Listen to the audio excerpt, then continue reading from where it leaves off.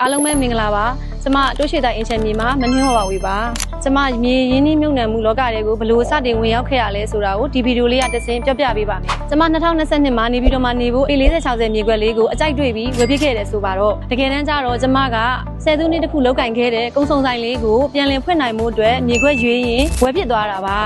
အဲ့ဒီကုန်းဆောင်ဆိုင်လေးမဖွင့်သေးခင်အချိန်မှာကျမကA4060မြေခွက်လေးမှာမနေချင်တော့လို့တစ်လအကြာမှာကျမပြန်လည်ရောင်းချခဲ့တာ100အထိမြတ်ခဲ့ပါတယ်အဲ့ဒီမှာကျမမြင်သွားတာကတိတိကျကျရင်းနှီးမြုပ်နှံမှုမှန်ကန်ရင်မြေရင်းနှီးမြုပ်နှံမှုဟာကိုယ့်အတွက်အကျိုးမြတ်များတယ်ဆိုတာပါပဲ